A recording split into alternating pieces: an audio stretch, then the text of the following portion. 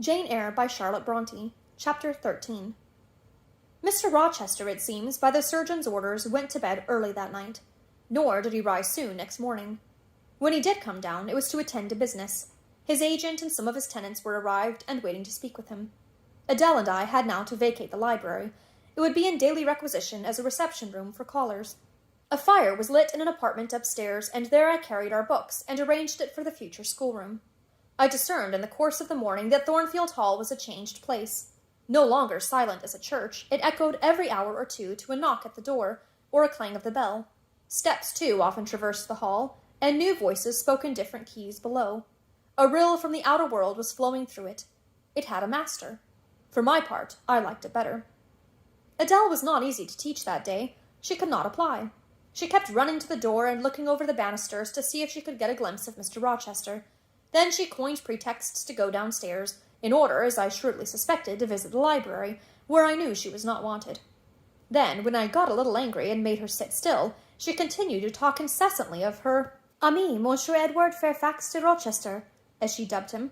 I had not before heard his prenomens, and to conjecture what presents he had brought her, for it appears he had intimated the night before that when his luggage came from Millcote, there would be found amongst it a little box, in whose contents she had an interest. Et cela doit signifier, said she, qu'il y aura là-dedans un cadeau pour moi, et peut-être pour vous aussi, mademoiselle. Monsieur a parlé de vous. Il m'a demandé la nom de ma gouvernante, et si elle n'était pas une petite personne, assez mince et une pépale. J'ai dit que oui, car c'est vrai. N'est-ce pas, mademoiselle? I and my pupil dined as usual in Mrs. Fairfax's parlour. The afternoon was wild and snowy, and we passed it in the schoolroom. At dark, I allowed Adele to put away books and work, and to run downstairs, for from the comparative silence below and from the cessation of appeals to the doorbell, I conjectured that Mr. Rochester was now at liberty. Left alone, I walked to the window, but nothing was to be seen thence. Twilight and snowflakes together thickened the air, and hid the very shrubs on the lawn. I let down the curtain, and went back to the fireside. In the clear embers I was tracing a view, not unlike a picture I remembered to have seen of the castle of Heidelberg on the Rhine, when Mrs. Fairfax came in, breaking up by her entrance the fiery mosaic I'd been piercing together, and scattering, too, some heavy, unwelcome thoughts that were beginning to throng on my solitude. Mr. Rochester would be glad if you and your pupil would take tea with him in the drawing-room this evening, said she. He has been so much engaged all day that he could not ask to see you before. When is his tea time? I inquired. Oh, at 6 o'clock. He keeps early hours in the country. You'd better change your frock now. I will go with you and fasten it. Here is a candle. Is it necessary to change my frock? Yes, you had better. I always dress for the evening when Mr. Rochester is here. This additional ceremony seemed somewhat stately. However, I repaired to my room, and with Mrs. Fairfax's aid replaced my black stuff dress by one of black silk, the best and the only additional one I had, except one of light grey, which, in my Lowood notions of the toilet, I thought too fine to be worn, except on first-rate occasions. You want a brooch, said Mrs. Fairfax. I had a single little pearl ornament, which Miss Temple gave me as a parting keepsake. I put it on, and then we went downstairs. Unused as I was to strangers, it was rather a trial to appear thus formally summoned in Mr. Rochester's presence. I let Mrs. Fairfax precede me into the dining-room, and kept in her shade as we crossed that apartment, and, passing the arch, whose curtain was now dropped, entered the elegant recess beyond. 2 wax candles stood lighted on the table, and 2 on the mantelpiece. Basking in the light and heat of a superb fire lay Pilot.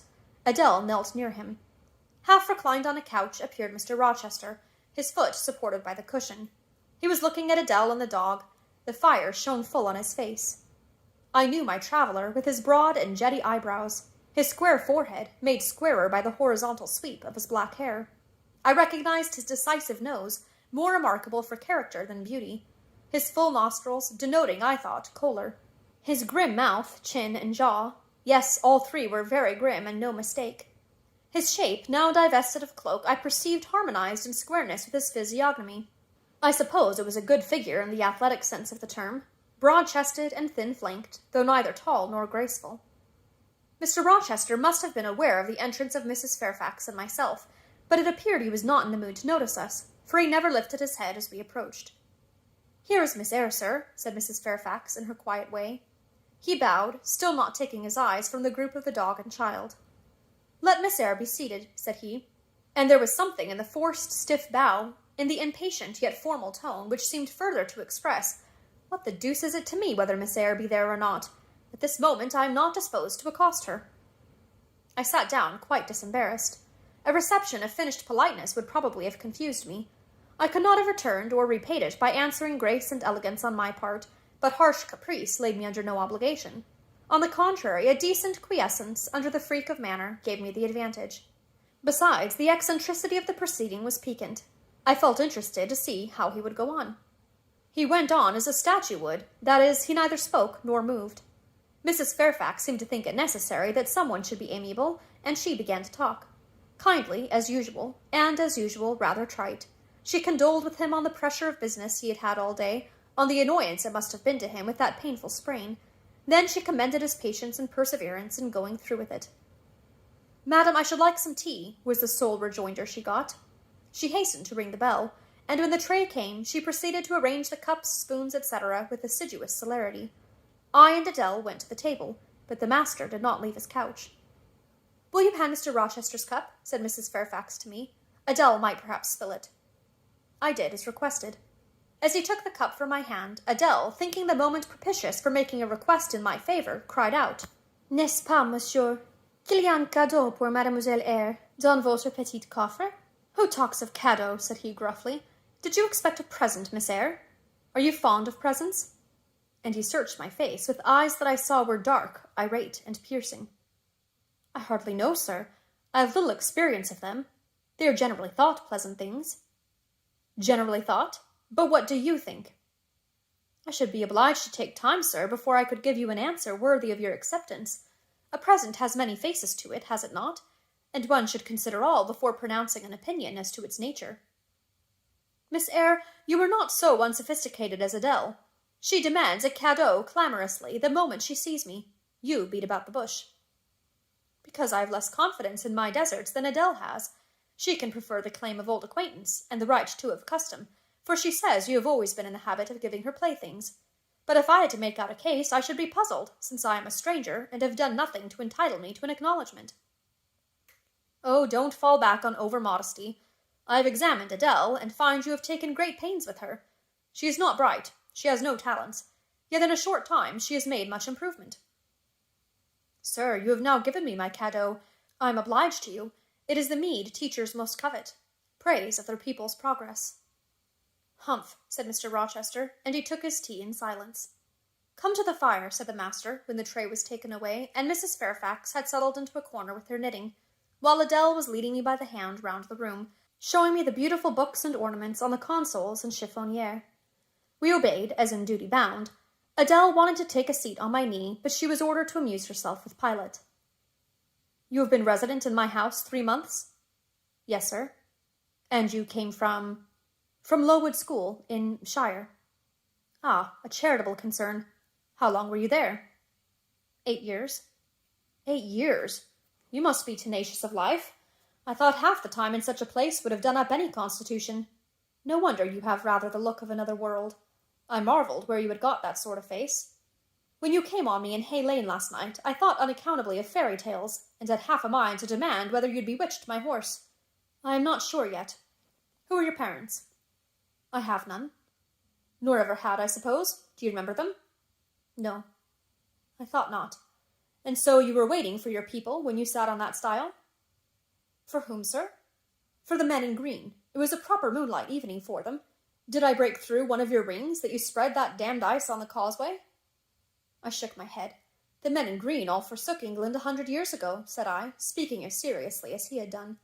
"And not even in Hay Lane or the fields about it could you find a trace of them. I don't think either summer or harvest or winter moon will ever shine on their revels more." Mrs. Fairfax had dropped her knitting, and with raised eyebrows seemed wondering what sort of talk this was. "Well," resumed Mr. Rochester, "if you disown parents, you must have some sort of kinsfolk. Uncles and aunts?" "No, none that I ever saw." "And your home?" "I have none." "Where do your brothers and sisters live?" "I have no brothers or sisters." "Who recommended you to come here?" "I advertised, and Mrs. Fairfax answered my advertisement." "Yes," said the good lady, who now knew what ground we were upon, "and I am daily thankful for the choice Providence led me to make. Miss Eyre has been an invaluable companion to me, and a kind and careful teacher to Adele." "Don't trouble yourself to give her a character," returned Mr. Rochester. "Eulogiums will not bias me. I shall judge for myself. She began by felling my horse." "Sir," said Mrs. Fairfax, "I have to thank her for this sprain." The widow looked bewildered. "Miss Eyre, have you ever lived in a town?" "No, sir." "Have you seen much society?" "None but the pupils and teachers of Lowood, and now the inmates of Thornfield." "Have you read much?" "Only such books as came in my way, and they have not been numerous or very learned." "You have lived the life of a nun. No doubt you are well drilled in religious forms. Brocklehurst, who I understand directs Lowood, is a parson, is he not?" "Yes, sir." "And you girls probably worshipped him, as a convent full of religieuses would worship their director." "Oh, no." "You are very cool. No? What? A novice not worship her priest? That sounds blasphemous." "I disliked Mr. Brocklehurst, and I was not alone in the feeling. He is a harsh man, at once pompous and meddling.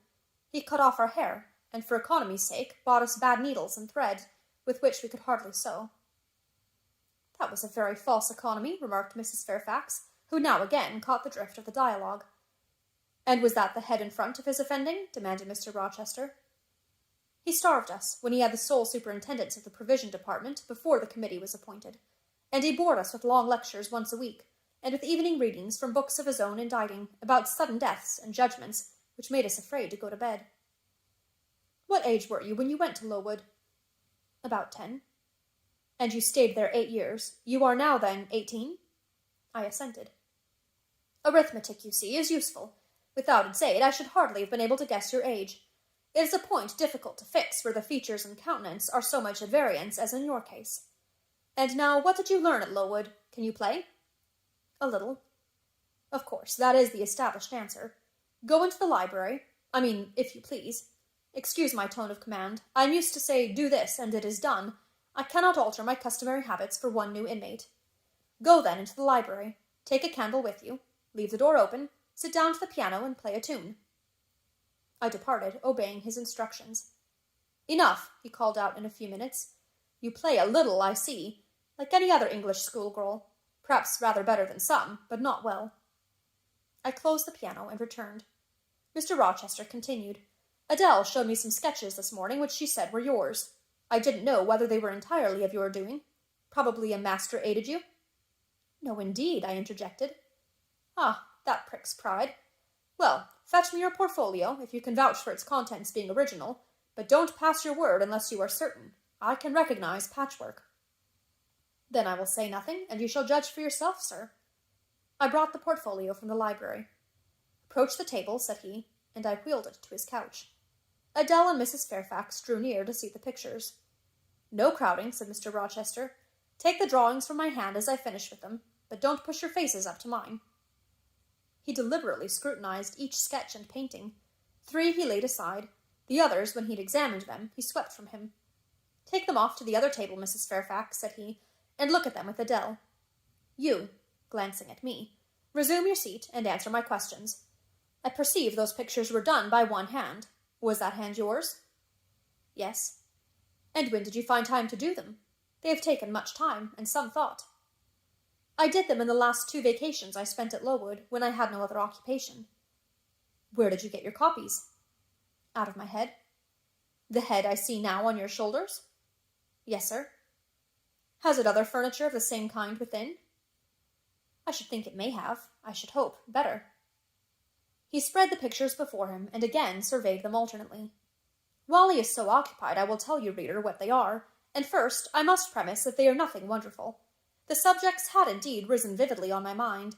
As I saw them with a spiritual eye before I attempted to embody them, they were striking, but my hand would not second my fancy, and in each case it had brought out but a pale portrait of the thing I had conceived.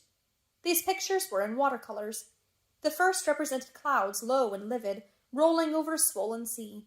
All the distance was in eclipse. So too was the foreground, or rather the nearest billows, for there was no land. One gleam of light lifted into relief a half-submerged mast, on which sat a cormorant, dark and large, with wings flecked with foam.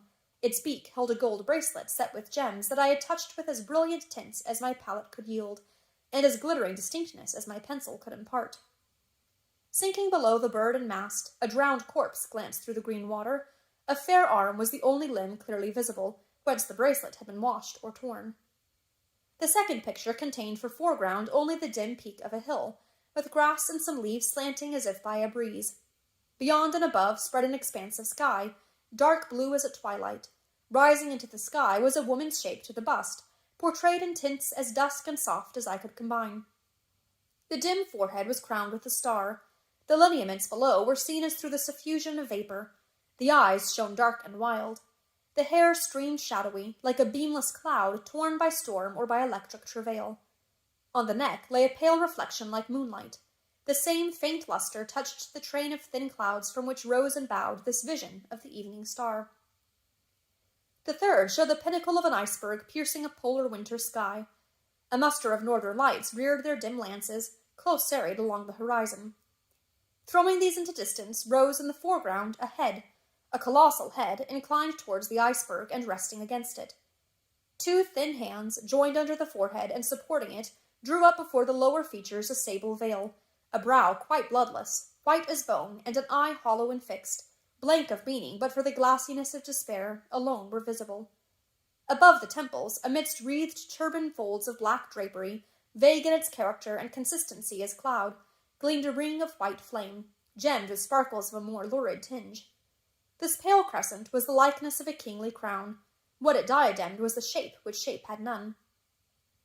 "Were you happy when you painted these pictures?" asked Mr. Rochester presently. "I was absorbed, sir. Yes, and I was happy. To paint them, in short, was to enjoy one of the keenest pleasures I have ever known." "That is not saying much. Your pleasures, by your own account, have been few. But I dare say you did exist in a kind of artist's dreamland while you blent and arranged these strange tints. Did you sit at them long each day?" "I had nothing else to do, because it was the vacation, and I sat at them from morning till noon, and from noon till night. The length of the midsummer days favored my inclination to apply." "And you felt self-satisfied with the result of your ardent labors?" "Far from it. I was tormented by the contrast between my idea and my handiwork. In each case I had imagined something which I was quite powerless to realize." "Not quite. You have secured the shadow of your thought, but no more, probably. You had not enough of the artist's skill and science to give it full being. Yet the drawings are, for a schoolgirl, peculiar. As to the thoughts, they are elfish. These eyes and the evening star you must have seen in a dream. How could you make them look so clear and yet not at all brilliant? For the planet above quells their rays. And what meaning is that in their solemn depth? And who taught you to paint wind? There is a high gale in that sky and on this hilltop. Where did you see Latmos? For that is Latmos. There, put the drawings away." I had scarce tied the strings of the portfolio when, looking at his watch, he said abruptly, "It is 9 o'clock. What are you about, Miss Eyre, to let Adele sit up so long? Take her to bed." Adele went to kiss him before quitting the room. He endured the caress, but scarcely seemed to relish it more than Pilate would have done, nor so much.